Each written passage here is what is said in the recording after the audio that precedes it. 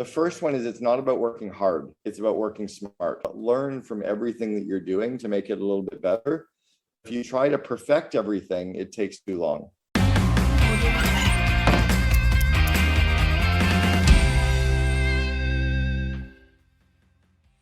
Hello, this is Jake Stenzio, host of the Jake and Gino podcast. Here with my co-host, the multi-family mentor, the coach, chef, father, six, best-selling author, the G-Daddy, Gino Barber. Gino, how's it going? Mr. Stenziano, doing great. How you doing today? Always making it happen, big man. Our guest today had 14 employees by the age of 21. He has been a top business consultant for over 20 years and is the mastermind behind hundreds of companies' growth, including 1-800-GOT. So without further ado, Cameron Herold, welcome to the show. Hey, guys. Thanks for having me. I really appreciate it. It is our pleasure. What did you learn from that first entrepreneurial venture and having 14 employees at the age of 21? What did I learn? One of the biggest lessons I learned was that it needs to get done, but not by me. And the second one was that being an entrepreneur was about having the free time to do what I wanted as much as it was about making money. Because I was making more money than all of my friends who were working for me by a long shot. But I also got to play golf in the middle of the day and do what I like to do when I wanted to do it. And I really learned at a young age that being an entrepreneur was about that free time. The harder part for me, the lesson that I had to unlearn was I was able to do a lot of stuff. And so I tended to do it and I needed to learn to delegate quickly. And once I started to learn that it needs to get done, not by me, that was pretty powerful. Cameron, I don't know where to go with this interview. I've got vivid vision. I've got your meeting sucks. I've got so many questions I could ask you, but something just popped up. Where do you learn to become an entrepreneur? Because it's not something they teach in school. I mean, were you born an entrepreneur? Did you have great peers? Where do we start? It's funny. I just sent a note on Facebook 2 days ago to the founder of College Pro Painters, where I started really my real entrepreneurship journey. Greg Clark started it in 1971. The company just shut down after 50 years this year. Wow. And I sent him a note saying it was my real world MBA. And I really learned everything I ran a franchise for them for 3 summers. And then I worked for the head office, recruiting and hiring and training franchisees for 4 years. That's where I learned it was at College Pro Painters and running a business for them and being trained and being so scared that I was going to fail that I just followed everything in the manual. And it really put me in good stead. Now, when I read a business book, if I'm going to read it, I'm going to do what it tells me. Whereas so many people read the book and they don't do anything in it. I've always just followed the really good thought leaders and kind of rip off and duplicate. So that was the big one for me. But then secondary, I was groomed as an entrepreneur. My father was an entrepreneur and both sets of grandparents were entrepreneurs. So we grew up in an entrepreneurial family. My brother and my sister and myself have all run our own companies for between 15 and 25 years. So I'm a W-2 employee. At Jake and Gino, we teach individuals and students how to become multifamily entrepreneurs, because it's not just buying and investing in real estate. You need to run the business. What's the first thing that they need to do? Let's say they're not from an entrepreneurial background. I know the education. We talk about education times action equals results. What should they start doing with their mindset? I mean, books. Give me a book before Jake asks you at the end of the show. Where should they start? Double is going to give them all of the best systems and tools that I've used to grow all the companies for sure. The Miracle Morning for Entrepreneurs is great for anybody in that needing to have the mindset, and the kind of some of the base methodologies is good. But let me tell you 2 things that I think are really important for anybody who's starting out in the entrepreneurial journey. The first one is it's not about working hard. It's about working smart. And we've all seen that fly trying to get out the window, right? Working hard, banging its head on the window all day. But if it would step back and take a look, there's a door just over here that's wide open. Just turn and go out the door. So look for the shortcuts. Look for the cheat sheets. I was the stupid kid in university. I can pull out my transcript and show you. I got C-, D+ in every course in high school and college. So I wasn't the smartest kid in the room, but I was the one that found the cheat sheets. I was the one that found the shortcuts to get an okay grade, and momentum created momentum. So it's not about anything being perfect. It's about getting it. I call it minimum viable everything. Get the flyer done and out the door. Get the podcast interview done and recorded and out the door. Get the sales call done and out the door, but learn from everything that you're doing to make it a little bit better. If you try to perfect everything, it takes too long. It's a really great point, because we see a ton of multifamily investors, and there's really 2 types. There's one that sits on the sidelines. They may educate themselves a lot, and then there's people that do deals. But you know what we haven't seen? Someone that's been in it for a while that's just done one deal. because it's not rocket science. So you have sort of this fence sitter crowd that just continually analyzes, but they never take that action. And I don't know if they think it's a pie in the sky or it's a belief thing or a mindset. And this other group that they get a deal done, and then within 6 months they have another one, and then continue to stack on that. Can you speak to where that comes from? Yeah, well, and I was just thinking about where it comes from is that the momentum creates momentum. So when you do a deal, it creates the learning, 100%. next deal going. The other part that's key to learn is the school system fucked us up, frankly. The school system taught us to memorize everything, be the smartest kid in the class. I can't remember shit. That's why I was terrible. It did not serve me at all. Right. At all. Yeah. So what we need to unlearn is, no, we don't have to know how to do everything. We have to find someone to do the things. So when I started my house painting business, I didn't know how to paint houses. So I hired a guy for 2 weeks, Campbell Robertson, who I sent a note to him on Facebook today. He just became a grandpa. And I sent him a photo of him from 30 years ago painting. Congrats, Campbell. 1986. Remember how that is, 35 years ago. Campbell Robertson came and trained my first 5 employees because I didn't know how to train them, but he did. So I hired him. He trained my guys. Was it perfect? I don't know, but it was way better than I could do. So we got it done, and then we improved, and like that momentum created momentum. But it was the fear of failing that hiring someone to just get it done instead of me trying to learn. I'm still terrible at painting houses. That's what I was going to ask you, because here's the thing I was talking about with Gino this weekend. One of my biggest fears is that if a customer came in to one of our property management offices, I don't know how to lease right now. I don't even know how to use software at that level, and it scares the shit out of me. But as long as you know how to find someone who can lease. Yes. Like if you said to me, come and paint my house, I could say, I can get your house painted. I can't paint it. I mean, I could, but I would suck at it. Yeah. I could find a painter in 15 minutes, right? And I could get it done, and I could deliver it on time and on budget. So the key is, as entrepreneurs, is to delegate everything except genius, to find the 2 or 3 things that give you the most energy and do more of that. And then delegate the other stuff. If you like selling, sell. If you don't like selling, hire a salesperson. You know, I've got 2 salespeople that work for me right now. They're 100% commission. They'll both make great revenue this year. There's no risk to me, but I just motivate them, cheer them on, give them skills, find more deals to put in front of them, cheer them on. It needs to get done, but not by me. Cameron, can you speak to the deep work that you need to do? Because you're probably a really great thinker right now. When you said not work hard, we all get stuck in working hard and not working smart. But to be able to work smart, you really need to shut off the devices. You really need to think and can you speak to that? How do we get into that mindset? How do we get into that rhythm, I guess, or that routine? Well, it's different for everybody. What the school system is how do we get in the routine, teach everybody the same thing, but it doesn't work for everybody. Mm-hmm. What works really well for me, I'm massively ADD. I have 17 of the 18 signs of attention deficit disorder. My ex-wife said if I was paying attention during testing, it would have been 18 for 18.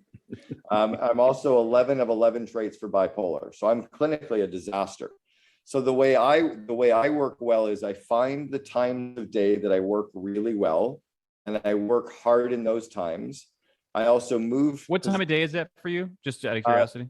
It's early mornings and it's late afternoon. I'm terrible from like 11 till 3. And then I work terrible after like 7 o'clock at night. But early mornings, like 6:30 till like 9:30, 10, I can be in the zone. And then like from 3 until 5 o'clock, I can crank through some stuff. So I take time off in the middle of the day. I take time. I shut everything down at 5:30, 6 o'clock every day. I never work nights ever, and I never work weekends ever. And I take a lot of vacation time, like a lot. But when I work, I rework.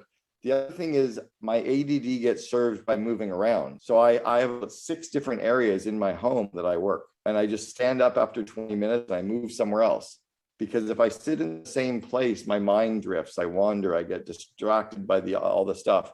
But if I can go, okay, I need to move, I'll work on this project at that point, and that kind of feeds me as well. What about creativity, though, from the moving around? Because I notice in myself, when I'm in a stagnant environment, the creativity drops drastically. But if I mix that up, it seems to really come alive again. Do you see that as well? Absolutely. That's why when you're ADD, which most entrepreneurs are ADD, and ADD is not a disorder, it's a superpower. My attention deficit disorder shows me everything that's happening. I see what's happening at the time, my customers, my suppliers, the market. I notice trends. I see something wrong on a spreadsheet. I notice every little spelling mistake on a website. And I get so distracted by all the stuff that I have to delegate it quickly that it can get taken care of. So it's a superpower. If I'm so focused, I miss everything. So the school system taught us that the disorders of the entrepreneur were a problem, but there's not very many successful teachers as entrepreneurs, right? I don't want to model them. You know, it's crazy. Our kids just started school today. We homeschool our kids. And what you're discussing right now is none of my kids could sit for more than 20 minutes. I don't know whether they have ADD or they don't. I don't think children are supposed to sit for more than 20 minutes. And I mean, like 3 hours done today. They went to singing lessons right now. They come back piano, and that's torture for them. I have a bouncy chair. So I have this stool that kind of bounces. It's like $700 stool, but it's amazing. And then I've got the Herman Miller Aeron chair that has like the back to it and is perfect. And then I have this long couch from Restoration Hardware where I can sit in and work. I have these different areas that just feed me. That's awesome. So at least you know that, you know your weaknesses and your superpowers. I think the other thing everyone needs to know is that the submodalities, whether you're a visual learner, an auditory learner, or a kinesthetic learner, for me, I need to touch. I need to see visually. If I hear an audiobook, Jake loves them. I just go to sleep. I can use that as a third modality. Yeah. So let me tie into the learning cycle. So you mentioned auditory, visual, kinesthetic. That's how we learn. But the rest of the learning cycle follows 4 models of learning. The first is what's called abstract conceptualization. So AC. That's when you learn a concept by reading, by watching, by doing. You're getting the concept. And then you have kind of the practicing or the active experimentation, AE. So you try it out, you practice it, you role play it with someone, you try it out in the mirror, whatever. And then you have the concrete experience from doing, right? You're going to learn from doing it. And then you have the reflective observation, RO. And then you continue the cycle. So let's say I wanted to learn how to, craft a good memo. I would read about crafting a memo, and then I would practice writing a memo, and then I would write a good memo. I'd have somebody critique it, and then I'd go back and go, where did it fuck up, and and then I'd read about a memo from another group, or I'd watch on how to write them. You kind of keep doing that cycle until you get enough proficiency, right? Whether you're learning how to paint a house, or learning to be a better coach, or learning about delegation, that's part of the adult learning. So the 4 models, everybody: abstract conceptualization, active experimentation, concrete experience, number 3, and the number 4 is the reflective observation, which is almost it's almost like space repetition with Ken Blanchard talks about. You don't just do it once and forget about it. You have to space it out and keep doing the repetition and keep repeating it. That's very, very important. I love that. And then pivot as you go, though, too, right? Let's say you're going to go to a bank to establish like leasing or financing with a bank. You're going to read about it, right? Learn a little bit. Then you're going to practice pitching, maybe with your wife or a friend. So you're going to practice the pitch before you go into the banker. Then you're going to go do it. And then you're going to leave and go, what did I do wrong? What did I do well? What can I do better? And I'm going to go back and go watch another video about pitching to a bank, and I'll read something else about pitching to a bank, and I'll practice that. And I'll go pitch to the second bank, and you keep repeating the cycle, and you get better and better and better and better. That is awesome. Thank you. No one ever told us that in school. And it's something that I think you're born with, and maybe you're supposed to know something like that. But being conscious and actually doing the work will make you a better student. I launched a course recently called Investment Leaders, and one of the 12 modules is on teaching. And in the teaching module, I talk about the 3 styles you mentioned: auditory, visual, kinesthetic, and the 4 cycles of learning. Because if you're going to teach your employees, or if you're going to learn yourself, you need to understand this. Otherwise, people get frustrated. Like, why didn't I learn? Well, you don't learn from just reading the damn book. You also learn from then practicing it, and then doing it, and then thinking about what you did wrong, and then reading something else, right? I always, by the way, and if I'm going to read a book, it's always tied to a project I'm working on this quarter. If I'm going to listen to a podcast, it's related to something I'm working on this quarter. I don't do stuff at random, because my learning has to be part of the concept that I'm going to be practicing. Love that. Yeah. Investinyourleaders.com. Go check it out. It's on his website. And also go check out CameronHerold.com. Cameronherold.com/books. He's got 5 or 6 of his books on there. They're amazing. I want to touch on Vivid Vision right now really quick because I read the book, and that's why I got excited to re-interview you, because we had you on a couple of years ago.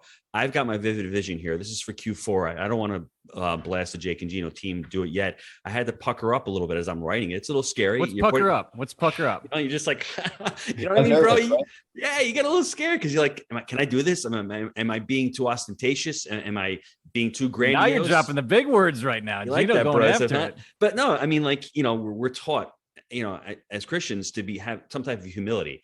Who am I to say that I'm going to have 100,000 followers, none of this or this? So that sometimes it's a little scary to write it down. But Cameron, can you tell us what the Vivid Vision is and why every entrepreneur needs to have their own Vivid Vision for their company? Sure. It's a concept that I learned from an Olympic coach almost 30 years ago, who was talking about how high performance athletes visualize themselves performing the event. And what most entrepreneurs have right now is a vision statement or a mission statement, right? They get all their favorite words. They voted on their favorite words. They took 5 or 6 of them. They put them into one sentence, and that was their mission statement, right? Go team. It doesn't explain your company.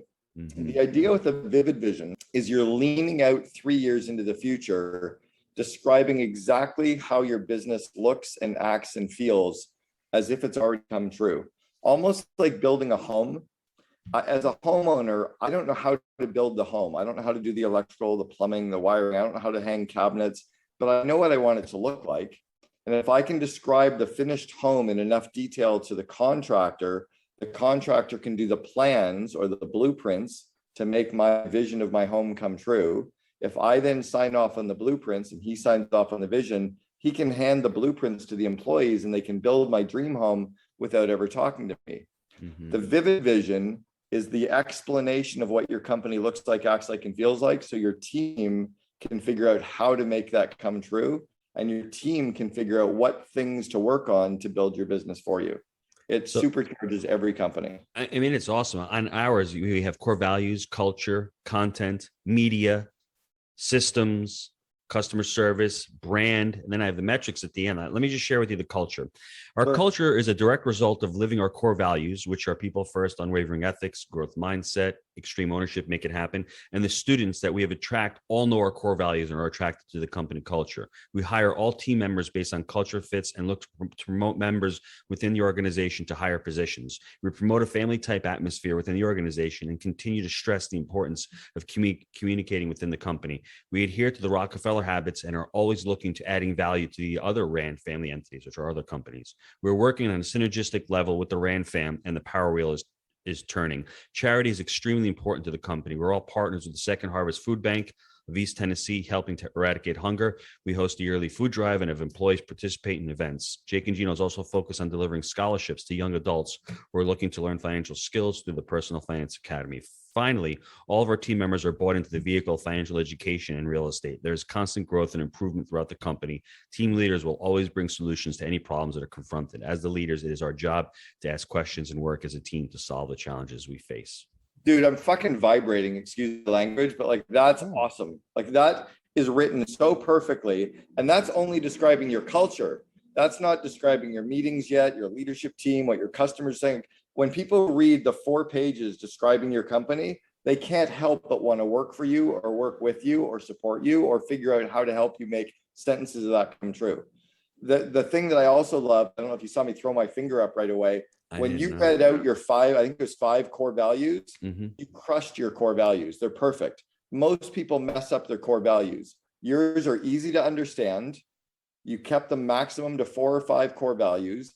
They don't need any explanation whatsoever. And I can guarantee you, if you read them out, you'd be willing to fire people if they broke them. We do. That's the test. When you and so that's the power of the vivid vision. Like, I get so excited about your business now, just hearing the culture component. I want to know the rest of your business. When you share that with potential employees, they want to work for you, or they read it and go, I don't want to be a part of this organization. Great. I'm glad I didn't waste my time with you. Right. When you last hire, I just want to interrupt. Our last hire, we posted stuff like, about the company like that on there. And she said, I thought you were describing me. Like, I literally saw myself in that role. So it's like a magnet. Yes, 100%. What's beautiful is it also, someone else read it and go, this doesn't sound like me. Yes. So they didn't even bother applying, which is exactly what you want. Bankers will finance you based on your vivid vision, by the way. You'll get partners based on it. You'll get people selling you stuff because your vivid vision is so strong. Like, it's incredible how it becomes a magnet for everything around your business. And what's missing, people know of the book Traction. Gino Wickman did a really good job with the book Traction, but the Vision Traction Organizer is only 10 goals. 10 goals is not the same as a 4 or 5 page description of your company. Mm-hmm. You can take the vivid vision and then do your Vision Traction Organizer and then your L10 meetings, everything else to make it come true.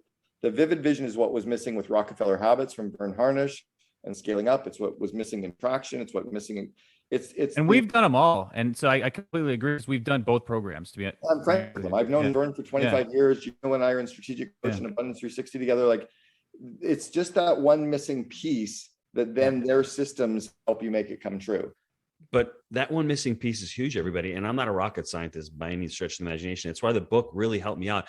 Is it easy? Absolutely not, because it's really thought provoking. We already worked on, we already had our core values. All I did was read the book, and then I just sat down, going through the content, going through the metrics we want, going through the systems that we have, our customer service. We want to have a customer experience officer whose job is to continue to create amazing experiences for our community. We want to have media, what we're focusing on. So I think sharing it, if you're a syndicator, if you're out there trying to raise capital, that you give this to your investors as well, because they're going to want to invest with you. I mean, they want to know you first. They want to be able to trust you. So I think if you can share your vivid vision with the other investors out there, hey, you're going to be raising capital.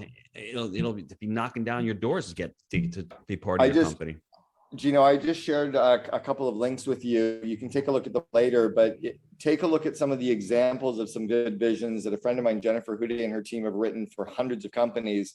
When you add your graphic design elements to it and get a writer to polish it, make it pop off the page, and you share your actual designed vivid vision that looks and feels like your brand, watch what happens to the growth of your company then. It literally explodes. And we need this, because we're financial stewards. We're teaching people how to become financially free, and we want to attract the right people. We don't want to get somebody who's thinking they're going to become rich in 18 months. This is a process. We have a 100-year brand where we're talking about long-term growth mindset. So if somebody's coming here and wants to sell crypto and be a trader, that's not really our or they can't persona. Commit, right? This is not the get rich quick overnight kind of thing. This is a long-term. So once again, I'm going to tell you, really, everybody out there, pick up the Vivid Vision book. Do work on yourself. Do work on your company. And I think it's in the long term, it'll save you thousands and hundreds of thousands of dollars, because you'll be hiring you won't be on 30 interviews. You'll be on 3 interviews, because the wrong people won't even be applying. So huge tip. Your next book, Meetings Suck. Let's talk about that real quick, because I think that's an important component. Everything, as I was talking before, I love our meetings. We're dialed in. Our employee that got hired about 3 months ago, she was on our first weekly huddle. After the call, she's like, I can't believe this meeting. You guys have actually gotten shit done. It was an enjoyable meeting, and there was actually goals. There was actually stuff that was done. She goes, my other companies, we just sat there for an hour. We didn't know what the hell we were doing. There was no goals. There was nothing. It was just a completely different thing. And I think that book, Meetings Suck, is great. Well, thank you. So, and meeting, the reality is a meeting is anytime 2 or more people get together on the phone or over video or in person to discuss and move something forward. Mm-hmm. The reality is you have to have meetings. No matter what company you're in, you're going to talk to other people to move things forward.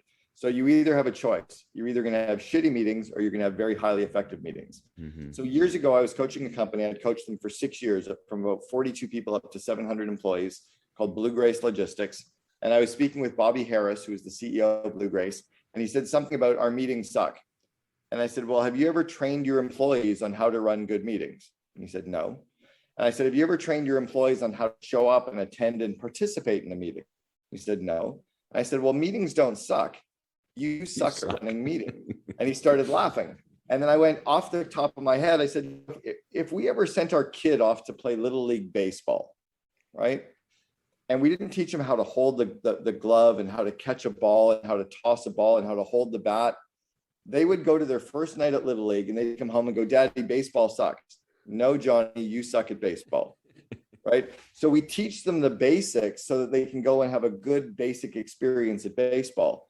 And yet we have employees running meetings or showing up at meetings every day. On average, employees spend 1 to 2 hours of every 8-hour day in meetings. on the phone, in video, or in person, 1 to 2 hours. So they're spending between 12% and 25% of their day doing stuff they have no training at. What the fuck are we doing? Like, it makes no sense why you wouldn't have every employee read the book Meetings Suck and do a 5-minute book report on what they learned. That alone, spend $15 is going to supercharge the growth of them for a year. So for me, I've always looked at my job as a leader is to grow the skills and the confidence of my employees. The more I grow their confidence, the more they'll grow their skills. The more they grow their skills, the more it grows their confidence. The more, like, I'm like trying to ladder them up. So I just keep investing in giving them the skills at all areas of their job. Again, that Invest in Your Leaders course, there's a module on meetings. There's a module on interviewing. Like, all these managers do job interviews, but they've never been trained on how to do an interview. Of course you get shitty employees if you don't know how to interview them. Coaching, delegation, time management, email management, like have you guys ever been trained on how to manage emails? Nope. But you manage email all day long. So you're doing something, you don't even know how to do it. Yeah, like but there's actually a methodology. Yeah. There's a methodology for managing things, time management, product management, conflict managers, methodologies that are used by the best companies on the planet. What I wanted to do is give like the very simple versions, because I was the simple guy. That's how I built 1-800-JUNK, because I trained all of our employees on how to actually run a company. Our business wasn't about junk removal. Our business was on how fast I went from 14 employees to 3,100 employees in 6 years. That's tough with no debt, and we gave up no equity. So that's tough to execute that, but you do it by growing people. 14 employees to 3,100, you said? Yeah. In 5 years? 6.5. I think back now, I'm like, what the hell was I doing? Yeah, it was crazy. Well, the cool part about it is you kept your autonomy. I mean, there's no debt, there's no equity. I mean, it's basically keeping it for yourself. That's a very challenging thing to do. Yeah, we went from 2 million to 106 million in 6 years. They're now $450 million company. Wow. And so you got vivid vision, you plan your vision, you got Meetings Suck, you're planning your meetings. Before we get to the short answer questions, what's something else that entrepreneurs or someone trying to build a business should focus on? Their confidence, because every day you're bumping up to another problem, another issue, an audit, a bank that says no, a customer, somebody quits, my dog's sick. Like, you got to keep your confidence level up. And you mentioned that as Christians, we're taught to be humble. Humility and confidence, a point is really good. When you get to the cocky zone, that's not what you want. But protecting your confidence is really, really powerful, really powerful. The affirmations, the visualizations, the good exercise, the healthy eating, the hanging out with successful people, hanging out with people like in masterminds and coaching. If you hang out with negative people, you just get more of that, right? Mm-hmm. So you have to protect your confidence as an entrepreneur. Well, I like to reiterate what I said. What I should have said was that, and also becoming a person of character. Stephen Covey talks character versus personality ethic. We're right now the guides on our podcast. We're not the heroes. Everyone listening to the show is the hero. So it's not about us. It's about us trying to help others. And it's trying, as we get older, trying to remove the ego from everything. Because, Ray Dalio says that egos and blind spots will kill you.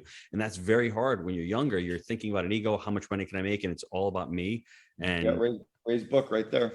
I mean, Jake loves it. That's why I like to quote. Hey, listen, it's not about new stuff all the time. I went through that book probably 3 times. I've read Atlas Shrugged about 3 times. It's stuff that actually makes an impact on your life, right? Mm-hmm. And so Atlas Shrugged is why I'm moving offshore right now. Sadly, yeah, I'm legally off the grid in 5 weeks. Wow. Economic deserters. All right, gang, let's take a quick time out to hear from our sponsor. Are you looking for ways to improve your life? Here at Jake and Gino, our mission is to empower students through financial education and the vehicle of multifamily investing. Yes, Jake. We agree that a person with financial intelligence can change the world for the better. We've created our proprietary 3-step framework, buy right, manage right, and finance right, that we teach to our community. This framework, along with education, our one-on-one mentorship, on-site boot camps, and the amazing community has propelled our students to massive success. We've all been there. We've had so many students that have been able to shift their mindset, overcome limiting beliefs, and set a clear path to achieve their goals. Whether you're currently fixing and flipping, wholesaling, or buying single-family rentals, and you know that multifamily investing is the right vehicle for you, I encourage you to visit jakeandgino.com/apply to schedule your complimentary consultation with our team. And I want to let you know this isn't a high-pressure sales call. It's really just a discovery call to get to know each other better and see if we're a good fit for working together. And if for any reason we're not a good fit, our team has tons of resources we will share with you to help you along your journey. If you're ready to stop spinning your wheels, go to jakeandgino.com/apply and schedule your call now. All right, we're back. You were talking habits a minute ago, kind of, what makes a successful entrepreneur, protecting the confidence. Is there a habit that you do on a daily or weekly basis that has really impacted your life that you want to share with the listeners? Yeah, unplugging and realizing that I'm not going to get it all done. That when entrepreneurs say, I'm just working tonight to catch up, you're lying, because you're going to work tomorrow night and the next night and the next night. You're not catching up.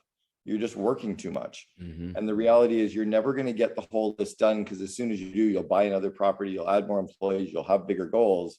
Constant improvement doesn't allow for that. Right. Right. Yeah. So what you need to do is Parkinson's law says that work expands to fill the space that you give it. Give yourself a container of 8 till 4 or 9 till 3. Give yourself 5 or 6 hours a day to work and really work in that period of time, and unplug and delegate and work on the critical few things and get some exercise. I'm hanging out with my kids today. I'm working out with my personal trainer tonight. I've got a 2-hour physical this afternoon with a professional doctor group. I take time off every single day. I only allow myself to work one night per quarter to actually catch up for a critical project. And I take a lot of vacation time, but it allows me to delegate everything except genius. And I think more entrepreneurs need to, there's not a single athlete in the world that performs in their sport for 60 hours a week. There's not an athlete on the planet that does that. They cross-train, they practice, they take up time off, they relax. Even the most overworked athletes, like baseball players that do 180 games a year, which is insanity, they're not really sitting there playing full out the whole game. Right. Yeah, I think especially the old guys used to smoke cigarettes and drink while they were doing it, just to help get them through. Yeah. So those are the good old days. Hey, I know you're a global guy, but something that's really, and you may or may not have an answer for this, but your take, and specifically in the U.S., on the current labor shortage, and you're hearing this, liberals are saying jobs are not there, because the wages are not there and the pay is not there, and the conservatives are saying that the government is paying people to stay home. I don't know if either are correct, and I haven't got a straight answer from anyone yet, but right now it's extremely hard to hire. What's your take on that, if you have one, and then a potential solution going forward? I was speaking to somebody yesterday, and I said, if you pay peanuts, you get monkeys. And he laughed, and he said, yeah, and I'm also delegating to midgets and expecting them to dunk basketball. So you need to decide what stuff needs to get done and what's the proper amount of pay to attract really good people who can actually do it, and get more A players and more really good salt. So A players are racehorses, B players are workhorses, C players have to go to the glue factory. Most companies have too many C players taking up some of their payroll. And if you could pay people a little bit more and get true A's and B's, you don't need 50 people, you need 30. So you can pay a bit more. There is massive inflation right now. I don't know if you've been to a restaurant recently, but holy crap, food just got real expensive in restaurants. You used to pay $40 for a great steak. Now it's $62. Really? Lattes are $7.80. Everything is expensive. And guess what? Labor is expensive now too. If you're 20% of the money supply in the U.S. or 25 has been printed in the last 3 years. Year, right? So if you're not prepared to pay a lot more for labor, if you're not prepared to pay 30-40% more than you did 10 years ago, you're getting crappy employees. So, and yes, the minimum wage is up and government subsidies are up. So you got to pay more. But pay more. But where did the job, where did they go though? Because I was reading something yesterday there's a lot of freelancers right now. Okay. Yeah, there's a lot of employees that no longer will work for, but the reality is you don't need to have employees 50 hours a week working for you, coming to your stupid office anyway. What you need is these tasks done, people who are around the world. My employees right now, I've got 2 that live in Canada, 1 that lives in Texas, 1 that's in Kenya, 1 that's in Arizona. Like, I don't even care where they live. I had one guy, I didn't realize he was in Texas for like a full year. I thought he lived in California. But so we need to get stuff done. And there's a lot of people freelancing. There's a lot of people that are in the gig economy that are doing their job for 6 companies, right? And I think we need to adapt to that very quickly. I read a saying years ago, if the rate of change outside your business is greater than the rate of change inside your business, you're out of business. And I think there's a lot of companies out there right now that are not adapting fast enough to this change that's happening. So what they're saying is there's not enough employees. Yeah, there are. They just don't want full-time jobs. They want 12 hours a week for you, which you should be fine with if you can figure out. And no great employees are going to work for an average company because the bar has gone up. There's a lot of great companies out there hiring fractional people, freelance people, remote people, and the great people want to work for them. The average people are out there looking at average companies. So you need to be better than the average.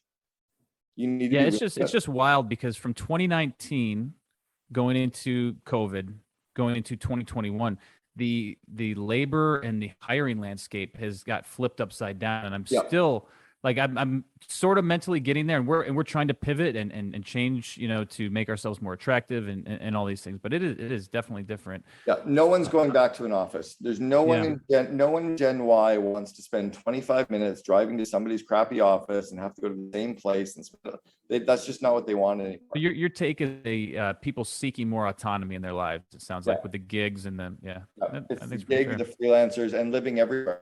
Again, I've got one of my guys. He's like, I think you're going to go live in Barbados for 6 months with my family, my wife and daughter. I'm like, great. As long as you do your job, I don't care where you live. You're big on scale and teams and all this. What is someone, we have a lot of folks, growing into multifamily or starting out in multifamily.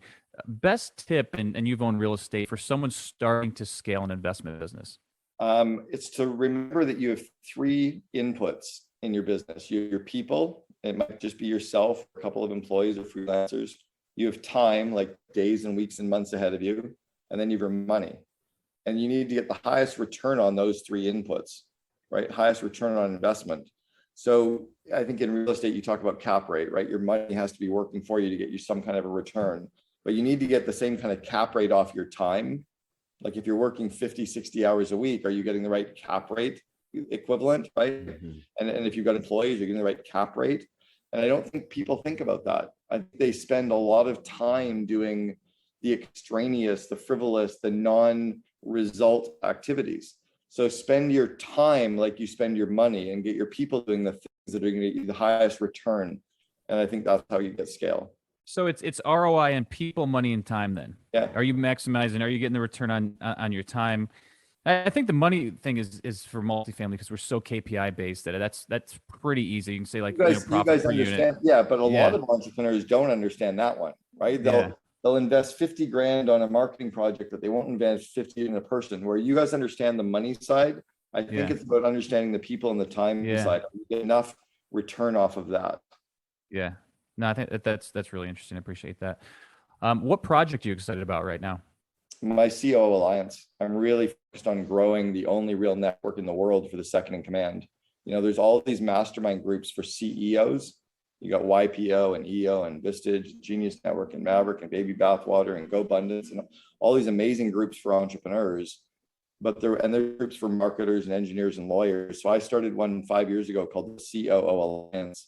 And I've got members now from 17 countries, and we're just scaling that up. It's no entrepreneurs are allowed to join. It's only second in commands. Entrepreneur says, "Hold my beer." You get no training, but I'm taking it all, right? Entrepreneurs are different. They're a different breed, right? They're a different DNA. The operators, the integrators need to have their time to discuss. Like they want to talk about interviewing for 8 hours. For an entrepreneur, interviewing is like a 3-minute discussion. Yeah.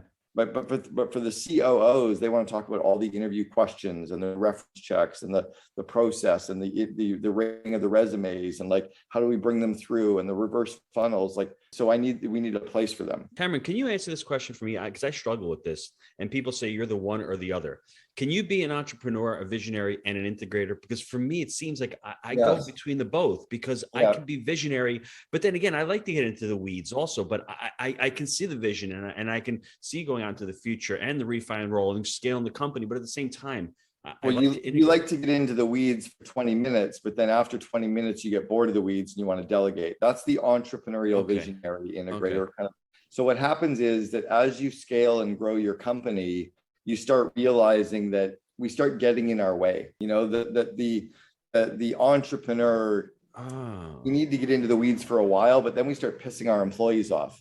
So that explains everything, because I fucking hate Asana. I hate Slack. Facebook can screw off. I can be on there for all right. You explain something. It's an aha moment for me right there. Woo. See, like I remember I started coaching entrepreneurs before coaching existed. So I was real. So I started coaching entrepreneurs in 1989. I'd coached 120 entrepreneurs, including Kimball Musk, Elon's brother, in 1993.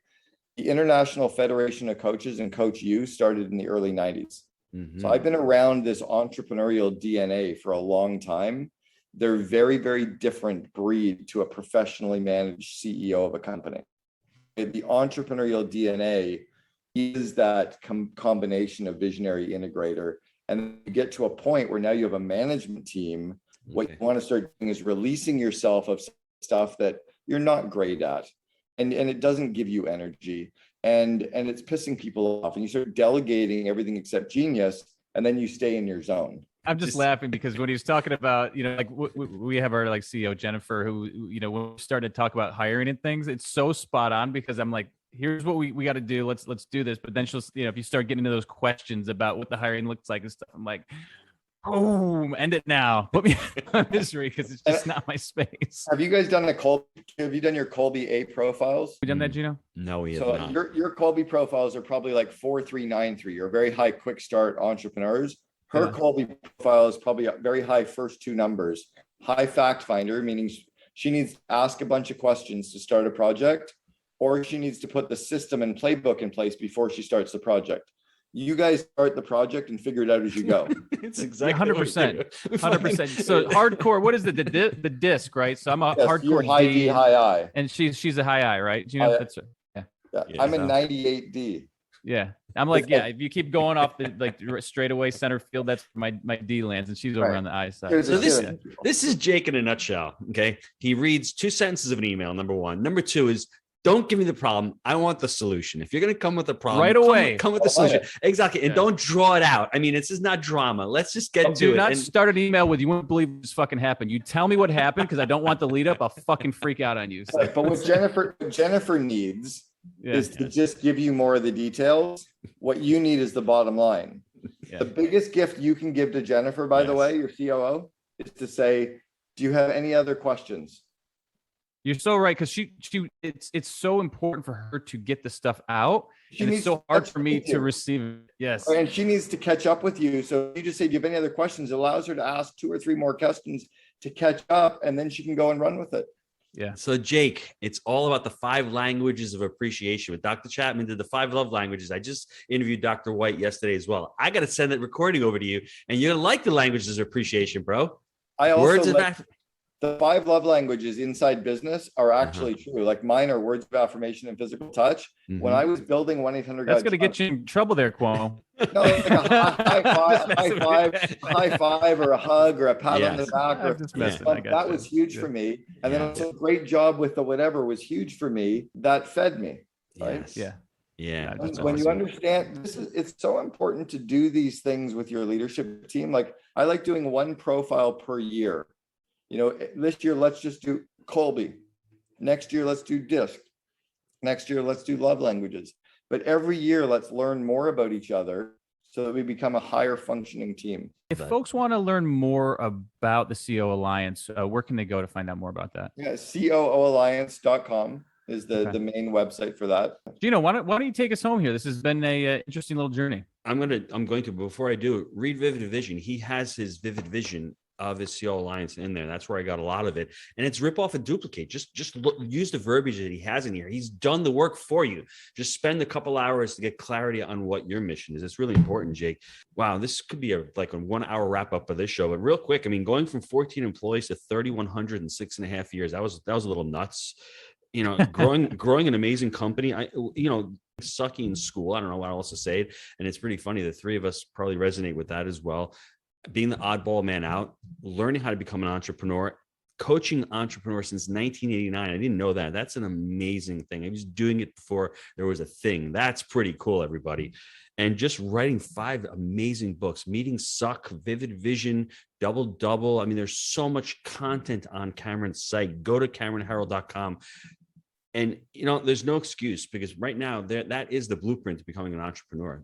As far as I'm concerned, I asked, how do you start? The way you start is go to the website and start reading the books and start immersing yourself with somebody who's been doing it for the last 30 plus years. Gino, and here's the truth. Cameron, give me 1 second. Very important. Education times action equals results. That'll get you in the game. That'll get you your first deal. Getting educated on cap rates, getting educated to the Jake and Gino community, all this stuff we teach. But I don't care if you're a syndicator. I don't care if you own and operate a property management company. Working with someone like Cameron, so you understand people, systems, and culture, once you get that deal, is everything. It's 2 parts, folks. It's a business. Okay. So, we can get you into that deal and help you with the management stuff. But that people side, that's where someone like Cameron comes in to pull it through the rest of the way. It's vitally important. Yeah. I think to remember that this is not an overnight thing. Yeah. You don't start a business and be successful a week later. Like, people would be like, oh my gosh, look how great 1-800-GOT-JUNK was. It took a long time to get to the night before we were the overnight success story. The 14 employees to 3,100 employees didn't happen in the first week, in the first month, in the first year. Like, it was 2 million to 4 million, 4 to 8, 8 to 16, 16 to 32 to 64 to 106. Like, it took time, but then all of a sudden the momentum, build like the snowball so just remember that every day you're getting the progress. Every day try to do 3 big things that are going to move your company a little bit more forward. And then, 3 things times 250 business days is 750 things a year, but it takes time. 100-year mindset, Gino, long-term thinker all day, every day. Cameron, thank you so much. Love the shirt. Gino, yours is not bad either. Gentlemen, have a great afternoon. Thanks guys. Everybody. Appreciate it.